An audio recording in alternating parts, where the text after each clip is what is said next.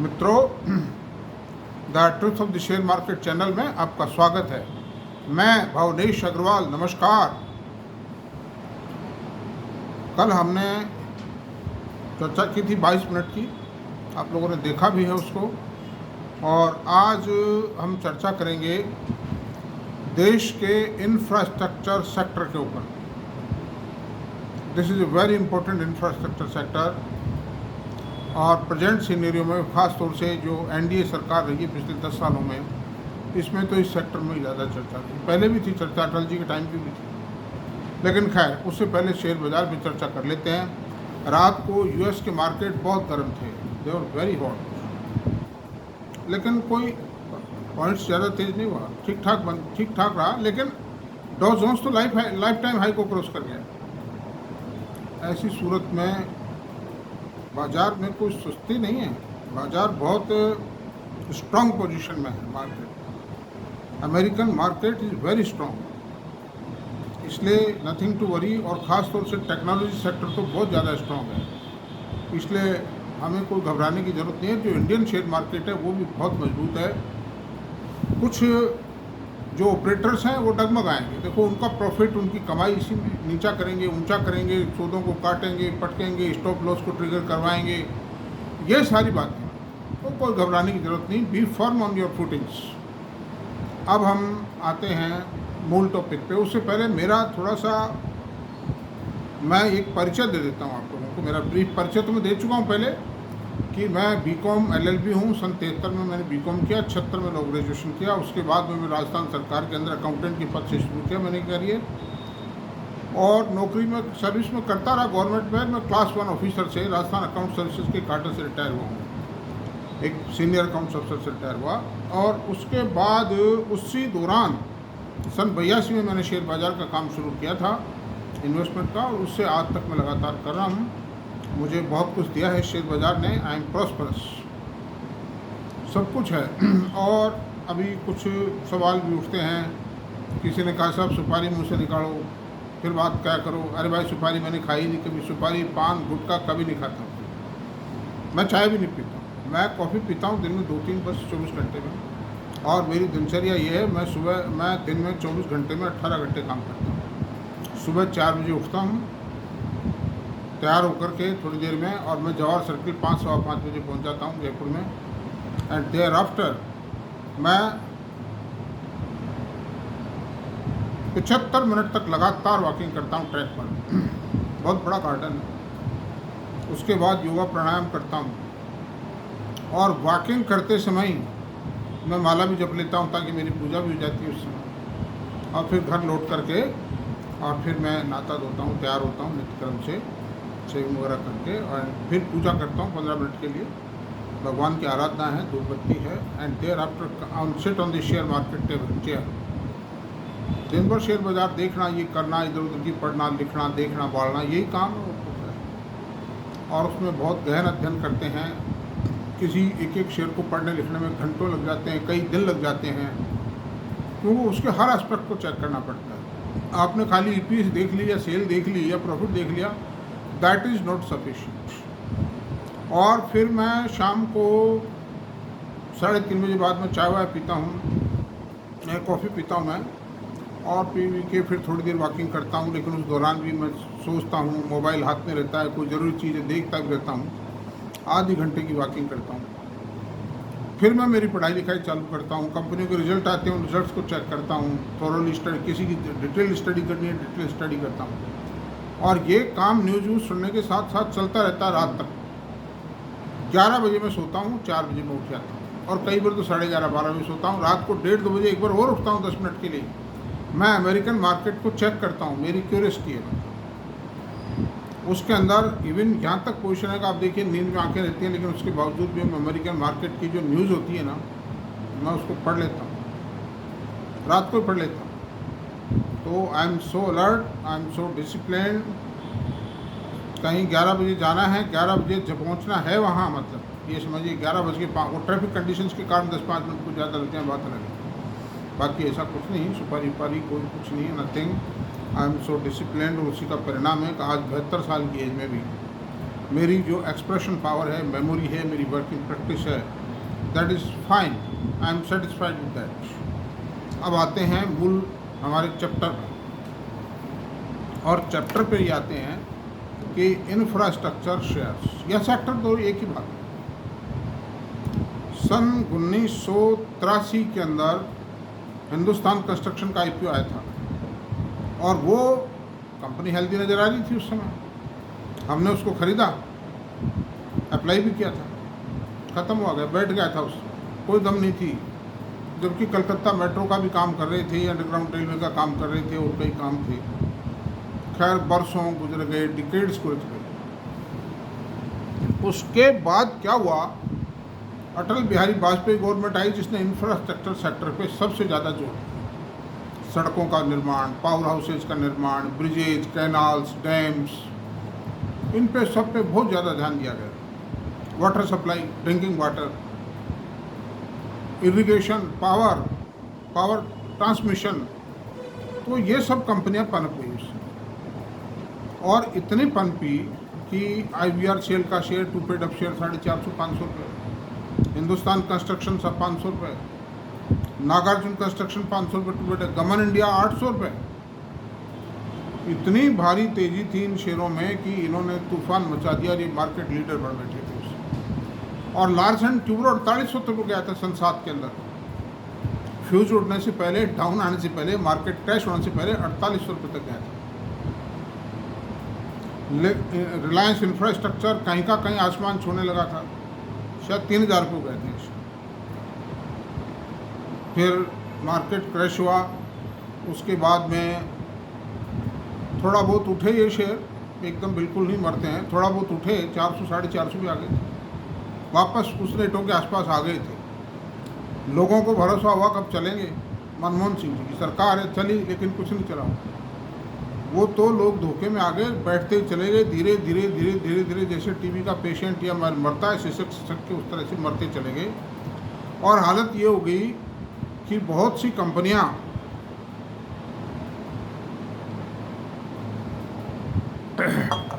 सन 2013-14 तक मरणासन हो गई। इनका पैसा उलझ गया, बैंकों का कर्जा हो गया, साइड जो इन पर जो कॉन्ट्रैक्ट दे रखे थे, रोड कंस्ट्रक्शन जो भी दे रखे, वो सब झगड़ों में उलझ गए। कोई एनवायरमेंटल प्रॉब्लम में उलझ गया, कोई साइड कंडीशंस के कारण, कोई ड्राइंग डिज़ाइन के कारण, कोई पॉलिटिशियन से झगड़ा हो गया, कोई मतलब किसी को ब्लैक लिस्ट कर दिया, किसी का नुकसान हो गया, कई मुसीबतें आ गई थी। And every work was incomplete. Modi सरकार आई, मोदी सरकार के आते ही लोगों को आशा बंधी कि इन कंपनियों में बहुत दोबारा वही दिन लौटेंगे, और लोगों ने खरीदारी की, लेकिन कुछ भी नहीं हो पाया, क्योंकि इतना ज़्यादा बिगड़ चुका था वो काम उनका, इतनी ज़्यादा उलझ चुकी थी वो कंपनियां कि उनका रिवाइवल पॉसिबल ही नहीं था। आम इन्वेस्टर समझ नहीं पाया। उनको खरीदा, जैसे गमन इंडिया का भाव 20 रुपये रह गया था, उसमें खरीदा लोगों ने। नागार्जुन कंस्ट्रक्शन 35-40 रुपये रह गया था, NCC जिसको कहते हैं आजकल। IVR सेल को भी खरीदा, या शायद ख़त्म ही हो गया था। प्रतिभा इंडस्ट्री को खरीदा लोगों ने, सब बैठ गए, बट्टे खाते हुआ गए, ख़त्म हो गए, और वो पनप नहीं पाए। मोदी सरकार ने सुधारने की बहुत कोशिश करी, लेकिन नहीं सुधर पाए, क्योंकि वो बहुत गर्त में, बहुत उलझ गए थे। ब्याज का बर्डन इतना ज़्यादा था, पूछो मत। और आर्बिट्रेशन में ये जो भी डिस्प्यूट हो जाता है प्रिंसिपल और कॉन्ट्रैक्टर के बीच में, order making authority and contractor के बीच जो डिस्प्यूट होता है गवर्नमेंट के अंदर, वो आर्बिट्रेशन को जाते हैं वो मामले, और आर्बिट्रेशन उस पर फैसला देता है। आर्बिट्रेशन के जो फैसले आए उनको भी सरकार ने नहीं माना, गवर्नमेंट अपील में चली गई। फिर मोदी सरकार ने ये आदेश किया कि भाई इन कंपनियों को जो आर्बिट्रेशन में जो जीत चुकी हैं, उनके फेवर में फैसला हो चुका है, उनको उसका 75% पैसा बैंक गारंटी के अगेंस्ट में दे दिया जाए। वो ऑर्डर फेल हुआ। फिर दोबारा गवर्नमेंट ने ऑर्डर जारी किए, भाई इसको दिया जाए, मतलब तो भी सक्सेस नहीं हुआ, क्योंकि no officer was ready to take the risk. Bank guarantee तो लेनी थी, और बैंक गारंटी अगर लेनी है तो फिर वो ब्याज बैंक लेता है उस गारंटी के अगेंस्ट, तो वही बात होगी, चाहे बैंक से कर्जा ले लो, चाहे बैंक गारंटी ले लो, एक ही बात है। और बैंक भी साहब आसानी से बैंक गारंटी कब देता है, उसके अगेंस्ट में 100% सिक्योरिटी रखता है। तो ये कंपनियां दबती चली गई। और मैं आपसे ये बता रहा हूँ, मैं पानी पी लेता हूँ, थोड़ा प्यास लग जाती है, गर्मी के कारण बोलने से प्यास लगती है।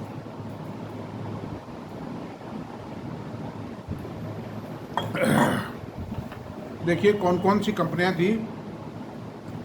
गमन इंडिया, गमन infra, GVK infra and power, GVK infra and power, Lanco infra and power, JP associates, IVRCL, पुंज लॉयड, रामकी इंफ्रा और प्रतिभा इंडस्ट्रीज। ये लिस्ट तो मैंने तैयार कर लिया, आप देख लीजिए, जो मुझे नाम याद रहे। और जो दब गई, बिल्कुल कर दी गई, बहुत छोटी थी, मझोली थी कंपनियां, वो सब समाप्त, ये भी समाप्त हो चुकी जो मैंने नाम बोले।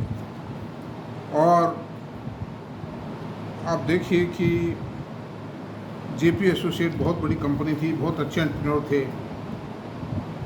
लैंको ने बड़े बड़े पावर प्रोजेक्ट लगाए, बड़े बड़े कॉन्ट्रैक्ट लिए। गमन बहुत साइंटिफिक कंपनी थी, बहुत वेल मैनेज थी। पुंज लॉयड जो था, उसके लिए कहते थे कि ये दूसरा लार्सन एंड ट्यूब्रो है कि नहीं। बाजार की बहुत, मतलब बहुत भक्ति थी बाजार की, उसकी बहुत चाह थी। और जो अंडर वेंटिलेशन है, अभी वेंटिलेटर पर जो लेटी हुई हैं कंपनियां, थोड़ी थोड़ी सांसें आ तो रही हैं उनको। और बाज़ार के कुछ प्रतिभाशाली कहिए या साहसी इन्वेस्टर्स कहिए, वो उसमें इन्वेस्ट कर रहे हैं एक आशा लगा के। जैसे Hindustan construction, Patel engineering, GMR infra, airport, अब ये एयरपोर्ट नाम हो गया इनका, बाकी इंफ्रा की कंपनी थी। और रिलायंस इंफ्रा, और भी कई हैं, कई कंपनीज हैं। तो ये वेंटिलेटर पर इनकी स्थिति सुधरना मेरे ख्याल से तो बहुत मुश्किल है, क्योंकि कर्जा से दबी हुई हैं, पैसा इनका फंसा हुआ है, लिटिगेशन में फंसा हुआ है, बुरा हाल है। दूसरी बात कि कुछ बैंकों से इन्होंने समझौते किए, लोन को इंफ्रास्ट्रक्चर करवाया, मतलब उसको रीस्ट्रक्चर करवाया लोन को। तो रीस्ट्रक्चरिंग का परिणाम ये हुआ कि इनकी इक्विटी बढ़ गई, उन्होंने इक्विटी में कन्वर्ट करने का एग्रीमेंट किया। वो जो कंपनी मैंने अभी बताई पहले जो समाप्त हो चुकी हैं, उनमें भी ये हुआ था, लेकिन वो पार पड़ी नहीं था। गवर्नमेंट कई फॉर्मूले लाई, मोदी गवर्नमेंट, इनको बचाने के लिए, लेकिन बैठा नहीं मामला। और इतना पैसा डूब गया, गवर्नमेंट का, बैंकों का डूबा, गवर्नमेंट का इनकम टैक्स डूबा, बैंकों का डूबा, इन्वेस्टर्स का डूबा, एम्प्लॉयज़ का डूबा। और जिन लोगों ने इनको कॉन्ट्रैक्ट दे रखे थे वो भी परेशानी में आए, चूँकि काम अधूरे रह गए, उनको रिटेंडरिंग करना पड़ा, कॉस्ट एस्केलेट कर गई। Time escalation means the cost escalation, ये सबसे बड़ी प्रॉब्लम है, इसलिए ये बात थी।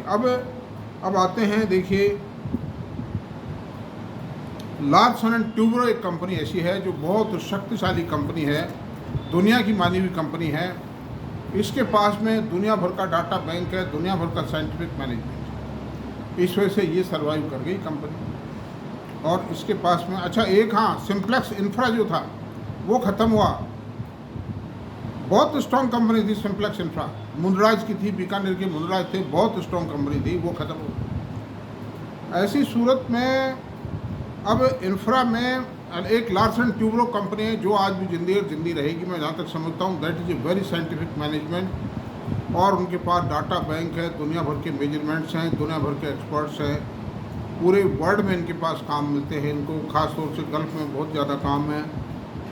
ऐसी सूरत में बहुत शानदार और बहुत रिटर्न दिया है। हालांकि बीच में ये कंपनी भी टूट गई थी, 800 रुपये आ गया था इसका शेयर भी टूट कर, लेकिन फिर भी इन्होंने डिविडेंड भी दिया, कभी डिविडेंड स्किप नहीं किया, सब कुछ किया। मेरी रिकमेंडेशन नहीं है, मैं खाली एनालाइज कर रहा हूँ, मेरे लेक्चर के अंदर मैं शामिल कर रहा हूँ इसको, सब रेफरेंस है खाली। अब आते हैं आगे कि आखिर ये इंफ्रास्ट्रक्चर कंपनियों में प्रॉब्लम क्या है। इसमें मैं आपको एक और बात बता रहा हूँ। सुभाष चंद्र गोयल जो GTV के मालिक थे, प्रमोटर थे, और एक बहुत ही होनहार उद्योगपति थे देश में, मेंबर MBA थे, बहुत पढ़े लिखे आदमी, बहुत इंटेलिजेंट, सोबर थे, और बहुत ही बढ़िया आदमी थे। मतलब वो बड़ा रेस्पेक्टेबल है, मैं भी उनका बहुत रेस्पेक्ट करता था हमेशा कि very nice. SL world, SL packaging, कई कंपनियाँ थी। तो वो बहुत परेशानी में आ गए थे और अभी भी परेशानी में हैं ही। पीछा छूटा नहीं है उनका। और ये जीटीवी भी जाते जाते बचा है, सोने के पास चला ही गया था एक तरह से, लेकिन चूंकि वो बीजेपी में पार्टी पॉलिटिक्स में थोड़ा आगे थे, इसलिए किसी तरह एक बार बचा लिया उनको ताकत से। कैसे लगी क्या लगी ये सब सीक्रेट बातें आउट नहीं हुई हैं कहीं पर, लेकिन बचा लिया एक बार। तो उनका इंटरव्यू ले रहे थे, टीवी पे इंटरव्यू आ रहा था उनका कि भाई क्या क्या प्रॉब्लम्स है, अब क्या पोजीशन है साहब आपकी, क्या लगता है। तो वो जो सुभाष गोयल साहब थे वो यही कह रहे थे उनसे, उन्होंने यही कहा देखिए जी हमसे एक बड़ी गलती हुई कि हमने इंफ्रास्ट्रक्चर सेक्टर में बहुत पैसा लगाया। तो क्या हुआ कि उन्होंने IBRCL में बहुत पैसा लगाया था, उनके बहुत शेयर 20% होल्डिंग थी उनकी, और इसी तरह मैं समझता हूँ पुंज लॉयड में भी उनकी होल्डिंग थी। तो उनका वो सब गई डूब, मतलब तो वो पैसा काफ़ी डूब गया, मतलब भीषण डूब गया। तो ये परेशानी रही, बड़े बड़े उद्योगपति उसमें मतलब डोलडम्स में आ गए, सड़क पर आ गए आप समझिए बेचारे। और कई ये जो जिन्हें कंपनियां ख़त्म हुई है ये बड़े बड़े काबिल लोग थे, बड़े कॉम्पिटेंट लोग थे, लेकिन यूपीए सरकार के कुप्रबंध के कारण। और अब मैं क्या क्या कहूँ, चुनाव का टाइम, आप ये कहोगे कि आप चुनाव प्रचार कर रहे हो, ऐसा मुझे कुछ नहीं करना भाई। लेकिन मैं तो सिर्फ ये कहता हूँ कि इंफ्रास्ट्रक्चर सेक्टर में क्या क्या प्रॉब्लम्स है मैं ये बताता हूँ। मैं खाली आपको अक्वेंट कराना है, मैं डरा नहीं रहा हूँ, सावधान कर रहा हूँ। सावधानी इज ऑलवेज बेटर। सड़कों पे भी लिखा रहता है गाड़ी सावधानी से चलाएं। प्रॉब्लम्स क्या है, एक तो एनवायरमेंटल प्रॉब्लम। ज़्यादातर कॉन्ट्रैक्ट जो होते हैं, वर्क ऑर्डर जो प्लेस किए जाते हैं, वो एनवायरमेंटल क्लियरेंस पूरी तरह सब जगह की लिए बिना वर्क ऑर्डर जारी कर देते हैं। कॉन्ट्रैक्टर काम शुरू कर देता है, थोड़ा आगे बढ़ते हैं, फॉरेस्ट वाले आके खड़े होते हैं, भाई ये क्या कर रहे हो, आप नहीं करने देते, तुम्हारा एरिया बताइए, क्लियरेंस कहाँ है, उलझ गए। अब इनकी जो दुनिया भर की एजेंसीज हैं फॉरेस्ट की, एनवायरनमेंट की, वहाँ से क्लियरेंस लो, और वो महीनों लग जाते हैं, काम डिले होता है, कॉस्ट एस्केलेट करता है, और कई बार तो मिलती ही नहीं वो सैंक्शन। ये तो अब तो मिल जाती है सरकार में, उसमें मिलती ही नहीं थी, कोई परस्यू ही नहीं करता था। तो और कई ऐसे उड़िया जो हुई नहीं। मैं आपसे बता रहा हूँ, पूरी जैसे 1000 करोड़ का वर्क कॉन्ट्रैक्ट दिया, 950 करोड़ का काम कॉन्ट्रैक्टर ने पूरा कर दिया, बीच में फॉरेस्ट डिपार्टमेंट पड़ा, वाइल्ड लाइफ सेंचुरी पड़ी।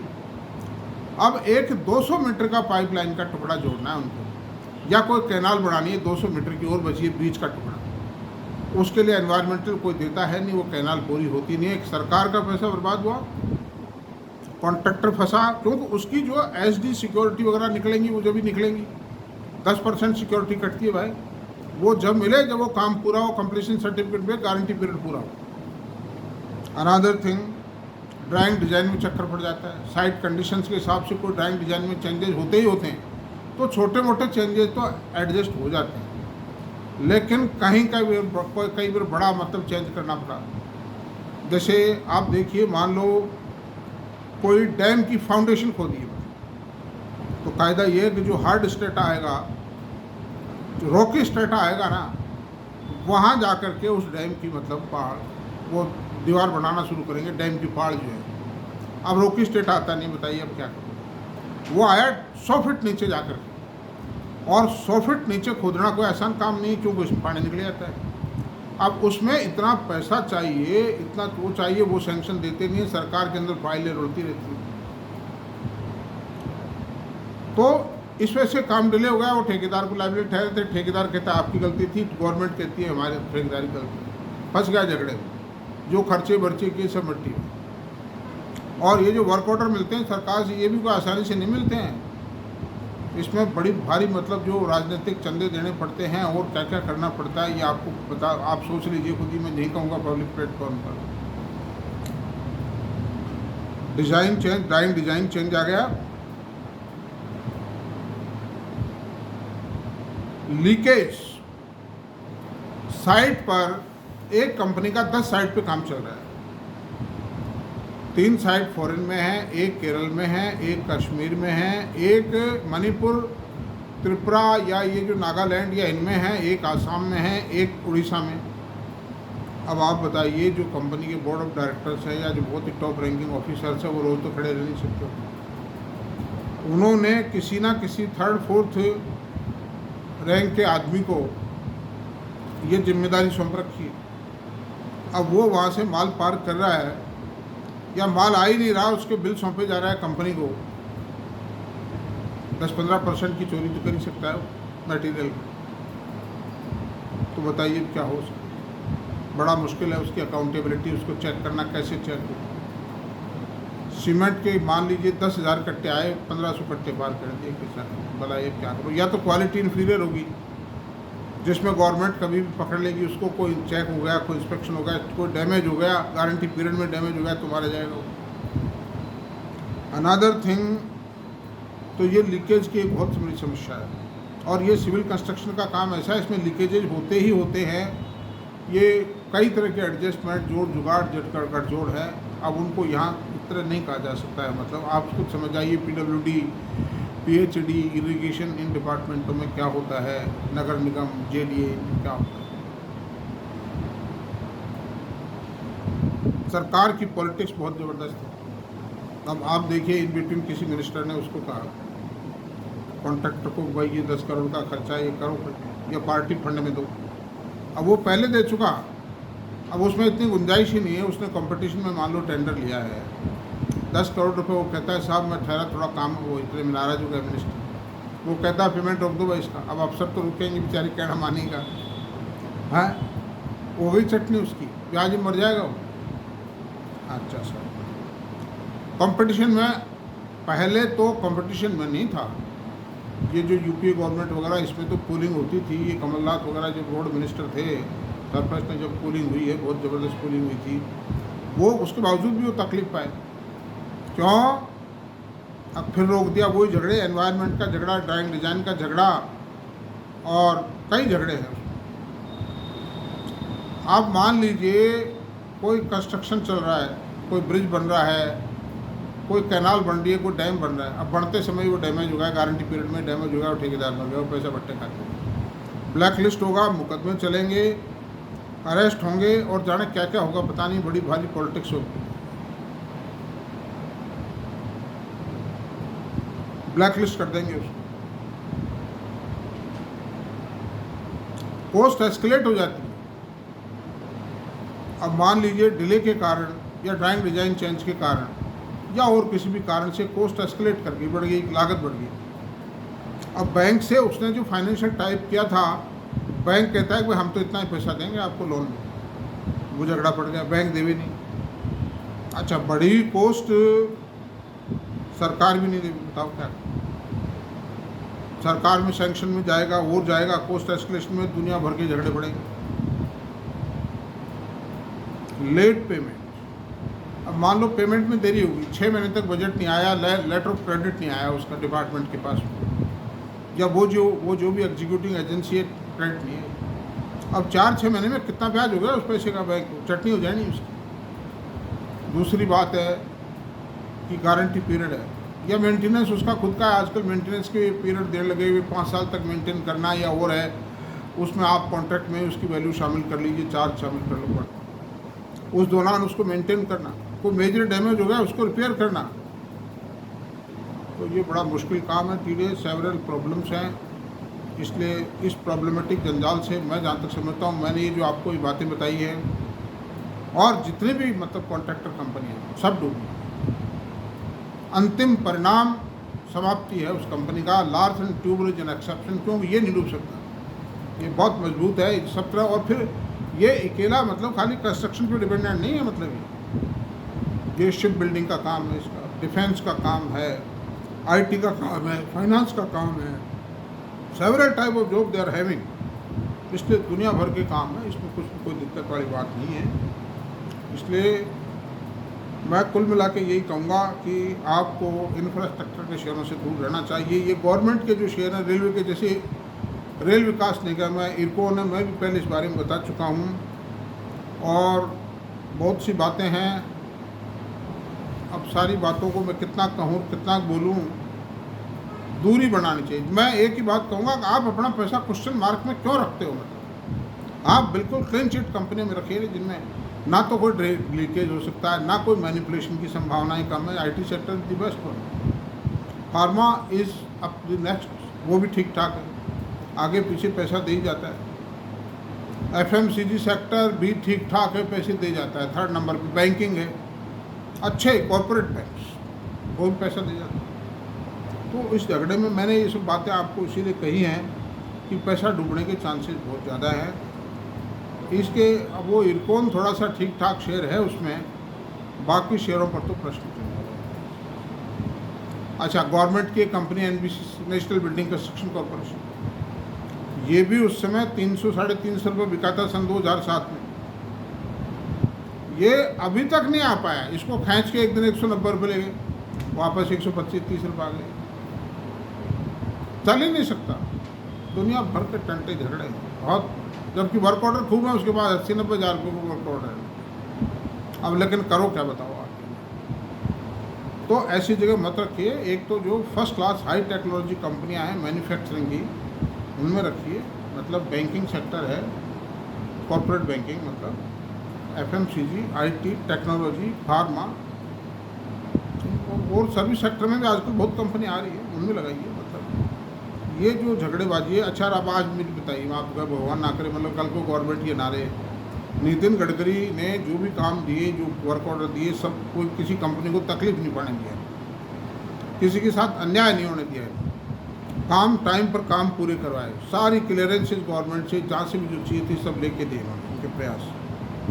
ये super manager, super intellectual minister जो अश्विनी वैष्णव साहब हैं, वो भी बहुत बढ़िया आदमी है, मतलब बहुत बढ़िया फुर्ती से रेलवे में बढ़िया काम करवा रहे हैं। तो ये फिलहाल तो सब ठीक है, लेकिन ऐसा नहीं कि आप अपने पोर्टफोलियो का 25% 40% पैसा इंफ्रा में ठोक दो। 10-5% पैसा रखिए, उसमें भी सावधान रखिए, नज़र रखिए, ज़रा सी कोई बात तो आउट हो जाएगी, फिर दोबारा एंटर हो जाना चाहिए अगर आपको इंफ्रा में प्यार है तो। इसलिए मेरा आपसे कहने का मतलब ये है कि इसमें बहुत ज़्यादा है, बहुत रिस्क है, और डिविडेंड यील्ड भी कम होती है क्योंकि उनको पूंजी की आवश्यकता है, इसलिए वो प्रॉफिट्स को रिटेन करते हैं, मतलब है नहीं। तो इसलिए बहुत बहुत कंपनियां थी जो ख़त्म हो गई, कम से कम 100-200 कंपनी थी, सब फिनिश हो गई। मेरे को एक कंपनी के मैनेजिंग डायरेक्टर मिले एक जगह फंक्शन में भी 6 महीने पहले, वो मेरे से बता रहे थे, मैं कहा जी क्या हाल है अग्रवाल साहब?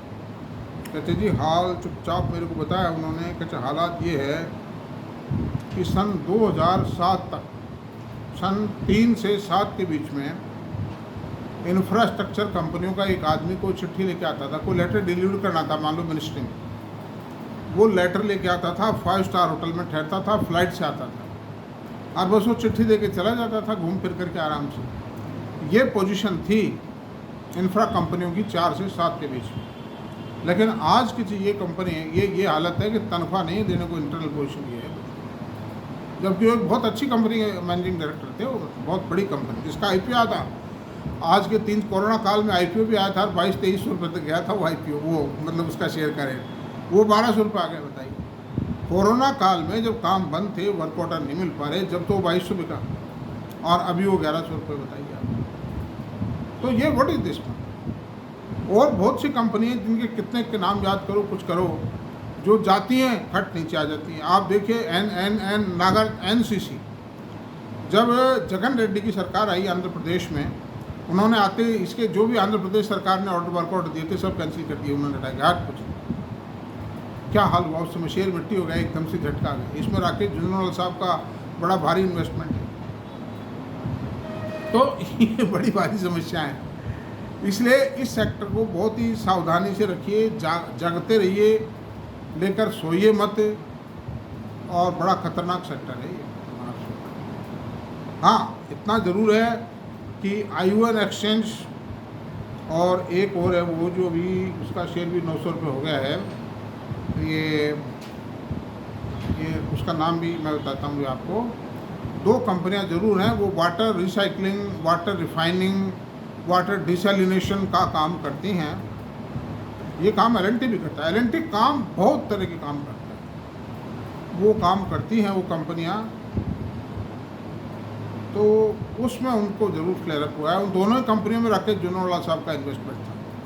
तो IVR सेल में तो कुछ कम कर दिया है उन्होंने, लेकिन वो जो दूसरी कंपनी है ना, वाटक वागक में उनका है। मैंने भी इसके शेयर खरीदे थे, I sold them with good profit. तो बस उनमें ज़रूर है, वो बाहर फॉरेन में भी कॉन्ट्रैक्ट हैं, यहाँ भी हैं, और उनके वो जो ज़्यादातर काम है प्राइवेट सेक्टर में। कुछ बड़े काम ये वाटर वाटर प्योरिफिकेशन का जो एक 5,000 रुपये का कॉन्ट्रैक्ट मिला था इसको वाटर विभाग को चेन्नई के अंदर, वो ज़रूर था। तो अब आप इतनी बात है, बहुत सावधानी बरतें। मैंने इतनी सारी बातें इसलिए बताई है, इतिहास बताया है, प्रेजेंट वर्तमान बताया है।